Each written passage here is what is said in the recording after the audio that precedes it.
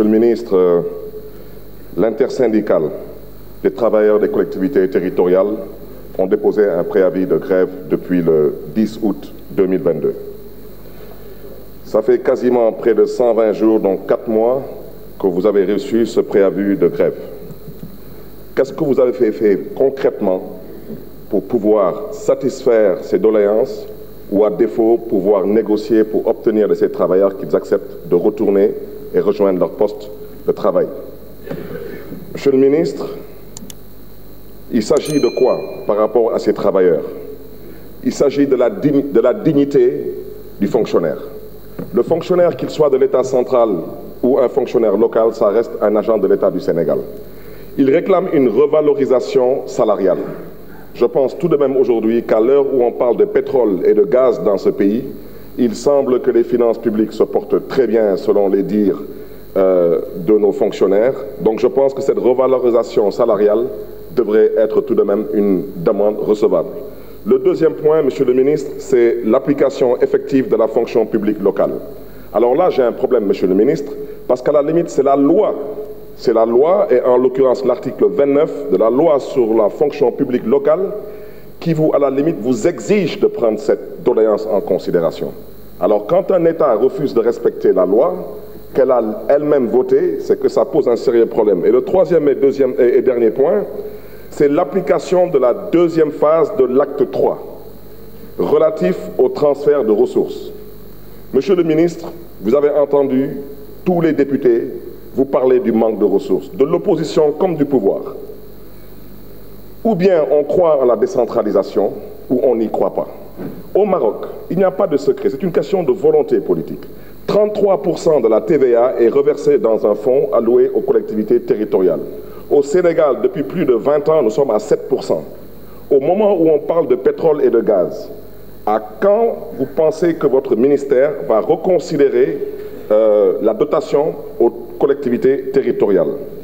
Monsieur le ministre, vous me permettrez de parler de la volonté du chef de l'État de réorganiser les collectivités locales en réorganisant les organigrammes.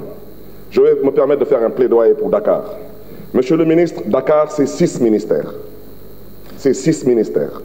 Chaque compétence transférée, Monsieur le ministre, est une direction à la ville de Dakar. La santé est une direction, l'éducation est une direction, le sport est une direction. Dakar est la seule collectivité territoriale qui est citée dans la Constitution du Sénégal. Il est dit dans la Constitution du Sénégal que Dakar est la capitale du Sénégal. Vous ne pouvez pas réduire Dakar à l'image de la commune de Mermoz-Sacré-Cœur, Monsieur le ministre, et j'espère pouvoir compter sur votre compréhension. Et à ce titre, vous voudrez bien dire à Monsieur le Président de la République que de priver à la ville de Dakar de pouvoir acheter des véhicules, pendant qu'on y est, il n'a qu'à être conséquent avec lui-même et priver le gouvernement aussi d'avoir des véhicules. Parce qu'il n'y a pas de logique. Je pense que tout de même, Dakar est une ville, a un budget, doit pouvoir, dans le cadre de son autonomie, pouvoir acheter des véhicules.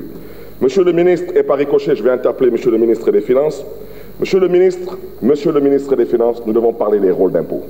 Nous devons parler de la qualité d'émission d'abord des rôles d'impôt. Parce qu'il y a à dire et à redire. Les exonérations fiscales qui se passent au niveau du ministère des Finances ne peuvent pas se passer normalement sans l'accord des collectivités territoriales. Alors, pour la CELVL, la contribution économique locale, valeur locative, et pour la CELVA, la contribution économique locale, valeur ajoutée, il faut qu'on en discute. Vous ne pouvez pas avoir recouvré une recette en 2021, devoir la reverser aux collectivités territoriales en 2022 et qu'en fin 2022, qu'on ait reçu 0 francs. Ça relève à la limite du sabotage. Je terminerai, Monsieur le ministre, par vous dire que la journée de la décentralisation du 8 décembre, présidée par le chef de l'État, nous comptons y être et je vous remercie pour cette invitation. Mais je souhaiterais vous dire que je ne suis pas membre de l'AMS. Je suis membre du REEL, qui est dirigé par le président Ousmane Sonko, maire de Ziguinchor. J'espère tout de même que vous aurez la courtoisie et l'aimabilité de bien vouloir nous... loolu lan lay firi lan lay tekki ñi nga xam ne ñi lay wax nii lii amul lii lii amul lii lii amul lii lii amul lii duñ la votel sa budget ndax fii indi nañu fii mbirum artisan yi voté wuñu nee na duñ jàppale artisan yi nekk ci biir Sénégal nee na duñ jàppale agent poste yi nga xam ne war na leen jàppale nee na duñ jàppale aide à la presse duñ ko voté duñu jàppale hôpitaux yi nga xam ne ñoom ñuy faj Sénégal yëpp duñ leen voté duñ leen jàppale sage-femme yi seen payoor ak seen montant ndax budget moom mooy doxal réew yëpp nee nañ duñ ko voté personnel de la santé salaire chef de village yi nga xam ne président validé na ko nee nañu duñ ko voté li nga xam ne aussi salaire enseignants yi augmentation des salaires des enseignants ak 5000 enseignants yi nga xam ne yëpp dañ leen recruter yooyu yëpp nee nañu duñ ko voté tey duñ ko voté ëllëg bourse des étudiants nga xam ne ginnaaw yàlla ñooñu suñuy doom lañu suñuy njaboot lañu ay pol même bu ñu xoolutoon régime bi xooluñu woon pouvoir bi fi nekk tey ñu war a xool ñooñu am na ci ces mêmes personnes là ñi leen votel nee nañu ñoom augmentation des salaires salaire policiers yi recrutement yi nee nañu agriculteurs ñi nga xam ne ginnaaw yàlla ñoom ñoo yor mbéy mi semence bi ak duñu leen votel nee nañu aussi incha allah pêcheurs yi ñi nga xam ne ñoom ñooy napp ñoo yor napp bi nee nañ ñoom duñu leen votel te ginnaaw yàlla président dafa jël initiative subventionné lu bëri ci carburant bi nga xam ne mooy des pêcheurs jënd leen ay gilet subvention ci moteur bi yëpp nee nañu duñ ko votel PIDC duñ ko votel programme d'urgence communautaire loolu nga xam ne mooy defar forage defar lu bëree bëri électrification daal nee nañu duñu voté PUMA moo nekk ci zone frontalier yi nee nañu duñu voté SEMI couverture nee naa la dafa bëri kon duñ la votel dañuy wax rek te li ñu wax gëmuñu ci dara ñu wax la nag nit bu bëggee capitale du Sénégal di Dakar nga bëgg ñu jox ko cër dans les phrases da nga yor pratique comme un vrai maire de la ville